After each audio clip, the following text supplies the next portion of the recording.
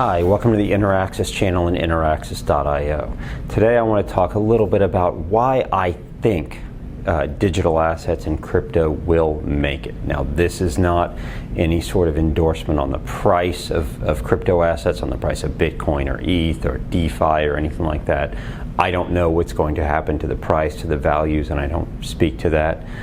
This is basically talking about why I think digital assets or crypto will actually make it, why it will survive, why it's somewhat necessary and what we're seeing. And part of that is because there are so many detractors out there. There are so many people saying we don't need this, or I don't think it'll make it, or I think it's a scam, we don't need cryptocurrency, it's just speculation. And so I want to talk a little bit about why I think many of those objections are actually not the case. I also want to frame it under the thought that just saying we don't need cryptocurrency, or we don't need crypto assets, or we don't need DeFi doesn't mean it's not going to happen.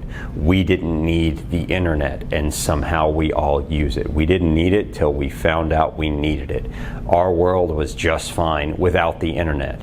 But the fact that it came here, and the fact that we were able to email, and email gave us chat, and we were able to eventually put information online. And once we saw that we could do that, we figured out how to interact with it and how to interact with each other and bring each other closer. And we figured out all these new businesses out there. And keep in mind, remember when the internet started, there was all this worry that it was going to eliminate so many jobs. There were going to be so many jobs that were going to be lost because of the internet, because this technology was going to replace so many people. Lo and behold, we have lower unemployment than ever. We have so many people working. We've created so many more business opportunities, job opportunities because of the internet, not that were not taken away because of the internet. Now, there are certain jobs that are going to be lost because of crypto and digital assets, and there are going to be so many more that are created. There are going to be so many more opportunities. So we'll delve into why I think digital assets or crypto will actually make it. And again, I'm not saying that the price will go up or bull market or whatever, but here's why I think the ecosystem actually makes it. And a little bit of what I'm going to do is actually start at the end and not start at the beginning. I'm actually going to work my way backwards. I'm usually real big on working my way forwards and explaining the tech first. We're going to work backwards a little bit. First, we're going to talk about where we are right now. Currently, what we have is we have a tremendous amount of data out there in the world. That's something the internet has given us, is a ridiculous amount of data. And when I say data, what I'm meaning in this case is not necessarily just money data. I'm talking about data, and not necessarily just like your health data or anything like that. I'm talking about money. So you might keep something like Chase Bank has my money data. It keeps track of my money, what I have. There might be something like Charles Schwab. Okay, this is a custodian. They're going to keep track of some of my assets. So now we got financial data. Okay, there of course is my health information. Someone's keeping track of my health information.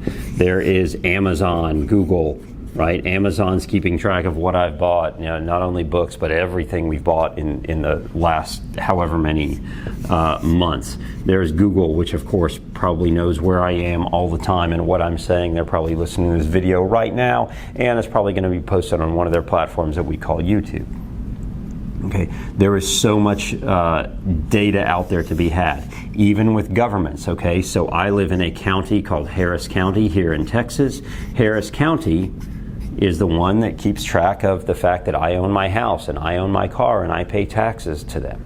Okay, now keep in mind, some of these organizations, Amazon and Google, for instance, didn't even exist before the internet. They exist because of the internet. Harris County existed for a really long time, and they've adopted the internet. I can go onto the website. I can pay some of my tax bills. I can do some of those things on the website. Now, they didn't have to do that. They didn't need the internet to do their job, but they've adopted it. Same with health information, same with health records. They've adopted the internet. They've adopted technology. I can interact with my bank. I can interact with my money both online on my computer and on my phone, on mobile devices. Same with my investments accounts. This is just data. But here's the thing. All these organizations keep their data very siloed. They own the databases that keeps my data. Again, whether it's financial data, health data, what I buy, what I own, all of those things are kept in these different silos. And if I want them to talk to each other, there is some friction that's created. They each have their rules for whether or not my data can talk to each other, whether or not my data from Chase, being the money that I have, can go to Amazon to buy something that I want. All that data is siloed. They decide when it moves, how it moves, and most importantly, how much it costs for me to move that data somewhere. Okay, and that's really important. It also means that I have to keep track of all of these disparate places where my data, where my assets, where my money is held, where my interactions are held. This is the current system we live in, and they have enforced a whole lot of friction on our systems, sometimes in good ways, sometimes in bad ways. They also obviously take care of things like security, but they've enforced it sometimes in bad ways. We've seen what's happened with web companies selling our data for certain purposes. We've seen breaches of data. We've seen the fact that sometimes I can't get money out of an investment account for days, right? Now, remember, some of these are also, you have some specter of government sitting on top of these saying, here's what you can and can't do with this information. And these data sources, these data repositories have to listen. This is the current state we're in now. Again, we can go on like this. We're okay like this. Our life is just fine, especially here in Western democracies. However, keep in mind that there are so many places in the world where this is not that simple. This bank that holds your data, they can just up and decide they're going to take it if they want to. This government can tell this bank, by the way, you're going to hold on to that data. You're only going to allow $200 a day out to the people whose data you're keeping. Those kinds of government interactions and company interactions are prevalent elsewhere in the world. Now, remember, the internet also has brought us so much closer together. We are able to interact with so many people all over the world. The world has, the geographical boundaries several times, in several instances, have come down to the point that we have companies and organizations that exist all over the world, that have employees, that have people, contractors, workers all over the world. I am buying goods from anywhere in other countries. I don't even know. I'm interacting with Amazon, who's interacting with all of these other people and companies and countries all over the world to get my goods to me. I have to interact with my bank, with interact with Amazon, which sends money to their banks, and we have all this data in different silos moving back and forth. It is not an efficient system, but it is an efficient. It's a system that currently functions okay. Okay, we are all relatively comfortable, relatively trusting right now. So now we get to move on and say, wow, wouldn't it be better, based on the technology that we have available, wouldn't it be cool if we could have this one big database or several big databases? We will call this a decentralized ledger. Okay, and a ledger, of course, is just an accounting. It's just a keeping track of what people have. Remember, a ledger is just keeping track of data, essentially. Sometimes that data is what I have in terms of value. Sometimes it's dollars. Sometimes it's currency. Sometimes it's investment. Sometimes it's health information. A ledger is just keeping track of it. So what if that ledger just existed all over the world? It was there for everyone to see, and there's just one of them. And within this ledger, within this database, you could encode things like financial data, you could encode health data, you could encode ownership of assets. Because listen, ownership of my house from a data perspective is not that different than ownership of a dollar, than ownership of Apple stock. It's not really that much different. And if we can encode it, and obviously do so in a safe, secure way, that might be a more efficient system, and it means there are less barriers, there's less friction potentially, because I could potentially interact with this database, with this ledger, and be interacting with the the data that represents the ownership of my house, the data that represents the ownership of my dollars, or the data that represents the ownership of my stocks or other assets. I can interact with it and tell it what I want to do. And if I say I want dollars to go to the county, it all happens within this one ledger. I don't have to ask permission from multiple parties necessarily to have that happen. They can't enforce as much friction. So that, to me, based on the technology we have, that makes more sense. Now, the problem is, who gets to control this ledger? This seems like an extremely powerful bit of information. This is an extremely powerful database here, and I mean power because of the things it can do, and power because of the ways it can corrupt, and everyone would love to get their hands on it.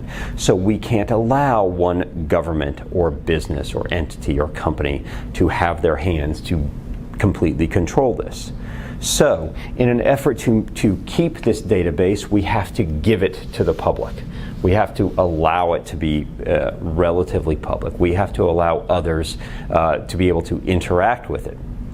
And to do so, we have to give an incentive mechanism for anybody in the world to help this ledger, to help this database move forward. So anyone in the world has to be able to help this database process transactions, keep track of what's going on so that all of us can interact. So me here in Texas, I can interact with someone in the Philippines or China in South America or Central America, or someone down the street, and it doesn't matter. There's no friction necessarily based on where they are. There's no friction based on what our financial transaction might be.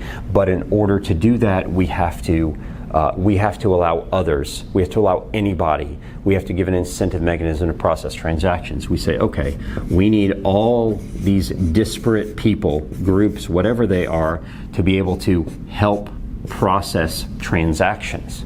We need them to be able to help keep this database. Remember, this is not a database that is housed with Amazon or Google or Microsoft or any of those companies. This is a database that is there for the entire world.